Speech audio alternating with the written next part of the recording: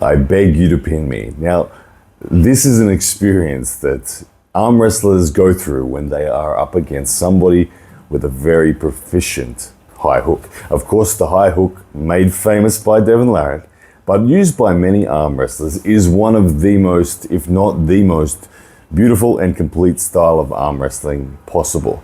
It is a style that defends the high ground. It's a style that defends the low ground. It's a style that is ready to defend side pressure. And it's a style that makes people pin themselves. Now, Devon Larratt, as I said, is the most famous proponent of the high hook. The Ottawa high hook is named after that move.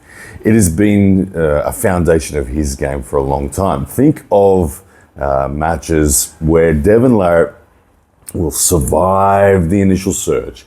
Okay, he'll survive the initial surge with a combination of static pressure through the bicep, static pressure through the elbow, but most importantly, he will not necessarily be attempting to rise and roll, but he'll be clamping on with his pinky. He'll be using ulnar deviation, or what an arm wrestler might commonly call as chop, at the same time as a heavy pronation. Now that heavy pronation will be what makes it the high hook, is that it is always ready to rise. Okay, the arm will be going up, but the hand will be going down. That is going to drag. It's very much like a top roll, and what makes it the high hook particularly is when the opponent stops attempting to rise themselves, you supinate and take center, supinate and take center. But when you supinate and take center, it's not with a downward crushing style offensive hook, it's with a rising hook, and hence the name the high hook becomes part of what we're talking about. Now, once you are in this high hook position, every time you rise and supinate and your opponent retreats, they give you more space to take shoulder line for free. And they give you more space to take shoulder line for free. And before you know it, you're in this position here, which we've seen Devon Larratt many times.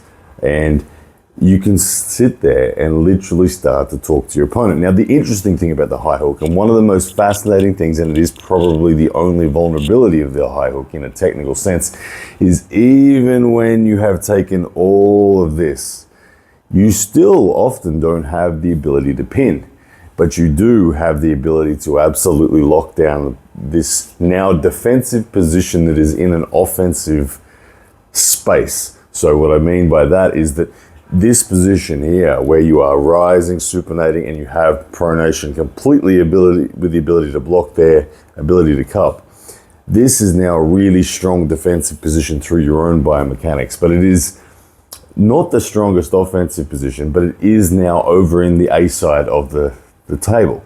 So you are in an offensive position in a defensive posture, and that's when you have fun. That's when you can start to talk to your opponent and say, hey man, what's going on? I thought you said you weren't going to pin yourself. What's going on? Now, Devon Larratt, look, we don't have to wait long before we see this come out once again. I predict that Devon Larratt will do this to Corey West at East vs West 17 on March 29.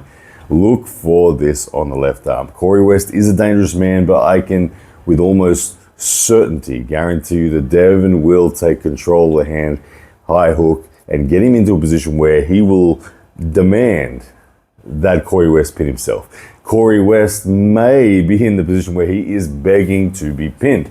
I remember matches where Devon Larratt would face Matt Mask, where he would refuse to pin him, and Matt Mask would end up trying to actively pin himself, and Devon would pull back in the opposite direction to prevent him from pinning himself, just to get that mental torment further. The only vulnerability, and I touched on this before, but I didn't follow through with it, the only vulnerability is that you can't actually pin.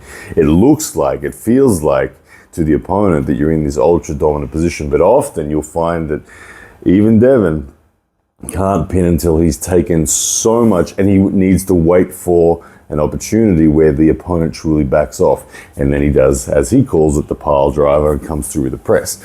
But think of the match where Devon lost to Gennady Kvikvinia. Gennady Kvikvinia had been high hooked. Devon had achieved everything there was to achieve in that high hook. He'd taken the ground, high ground, the pronation was secure, he'd supinated over the rotation, but he still couldn't press the finish. He couldn't forcibly finish the match. He was waiting for Gennady to pin himself. Gennady didn't. Gennady sat down there and started to use what I would call passive pressure, ever increasing passive pressure, where he wasn't trying to force through a hard counter of Devon's, but was just waiting, whilst maintaining a minimum ability to block Devon's press. And then over time, Devon actually fatigued. So interestingly, if you are against a high hook, the number one way to counter it is to believe in yourself that you're still in the match when you are in that open position, but don't try to get out. Just gently, and provide a gentle, constant squeeze against the high hook. But anyway, the high hook, it is probably, like I said, the most complete arm wrestling style. It covers all grounds. It's a great move. It's a very entertaining move, and I don't think we're going to have to wait long to see it. Corey West, good luck. The high hook is coming your way.